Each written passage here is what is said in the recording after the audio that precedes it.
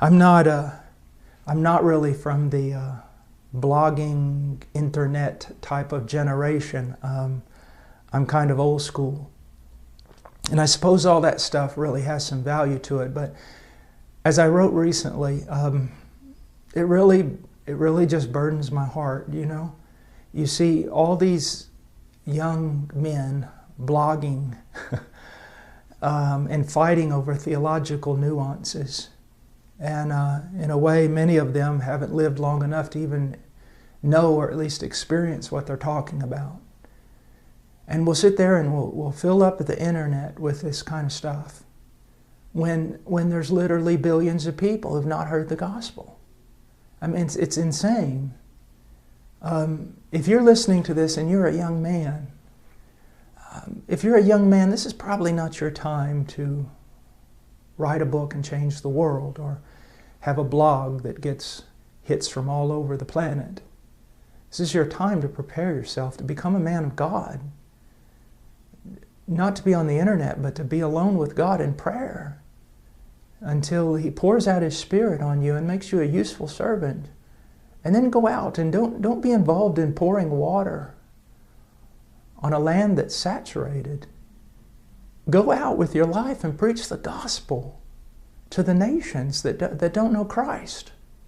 Why be alive? The need is tremendous. But I'm not going to tell you that the need is so tremendous and God won't get it done without you. God will get it done without you. But what a loss. What a loss of joy. You know, I invite you to a life of just real sacrifice and a life of joy unspeakable and full of glory.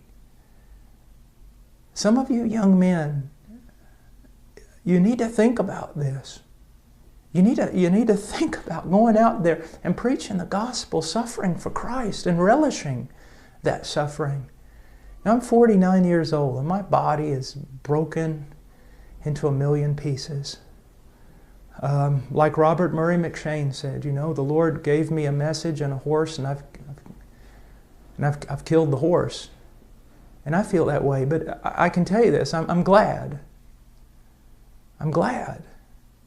He's worth dying for, young men. And don't waste your life trying to be a theological expert to a bunch of people who already probably know more than you do. Get out there and preach the gospel. Go to the fields. Go to the places where it's dark. Preach the gospel of Jesus Christ. There's, you know, right now I'm just rejoicing in what God's doing in India and Nepal, but there's Tibet. You know, I ask God, when are you going to open the door for Tibet and China? And when are you going to open the door for Mongolia? A friend of mine out in California, an acquaintance of mine, Larry Pan, he has on his website or whatever, he said that he would rather be on the front lines preaching than jostling for prominence on the stage. Young men, go somewhere and die, that only God and hell will know your name. God because He loves you, and His Spirit is powerful upon you, and hell because hell hates you. Go somewhere and preach the gospel. You know, I sometimes read the Puritans, and well, I like the Puritans a lot, and Martin Lloyd-Jones and Charles Spurgeon, and then I look at the modern day preachers that we have been so blessed with. You know, men like John MacArthur and John Piper and Joel Beakey and so many brilliant men, Wayne Grudem and all these men. They're older men, and they've studied a lot, and God's given them a voice. Young men, don't try to be them, at least not now.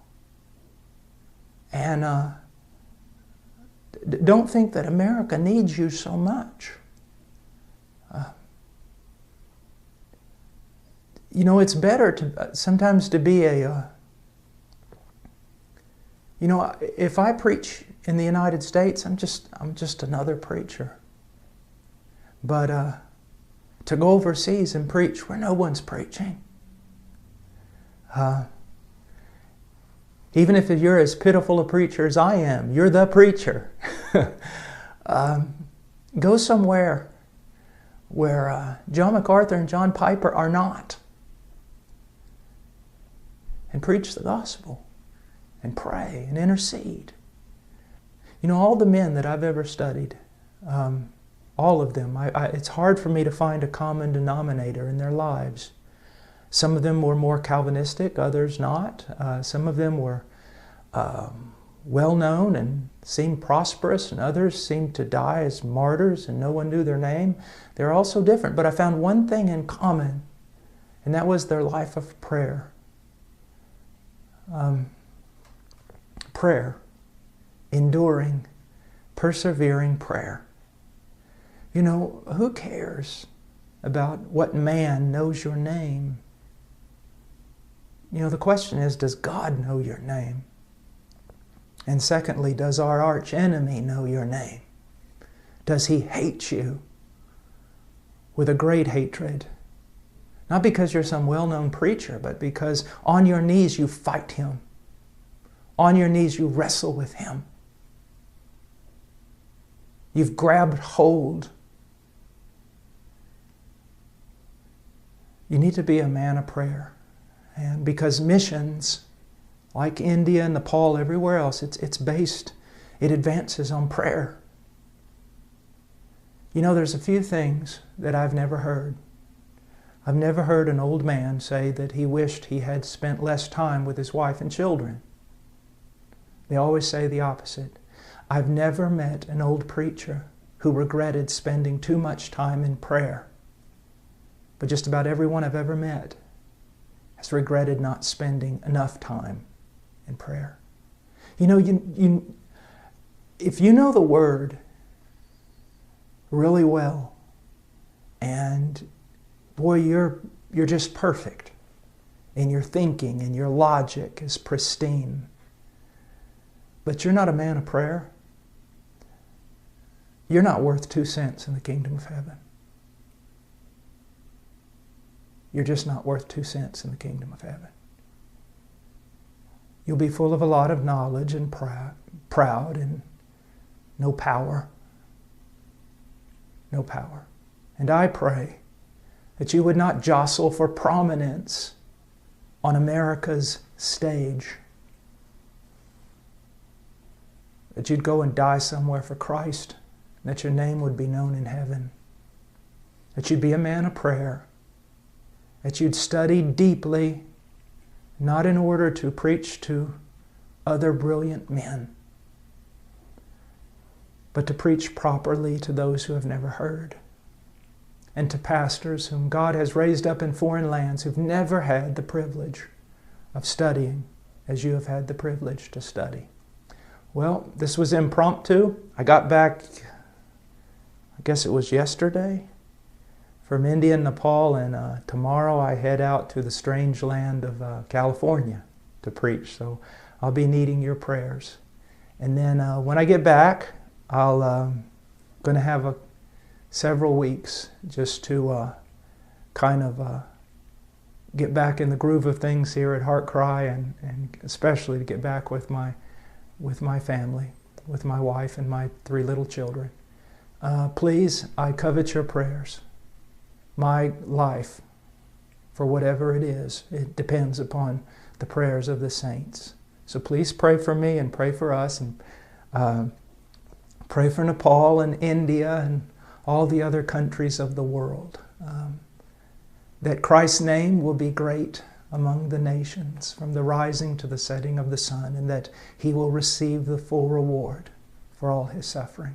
God bless you. Have a great day.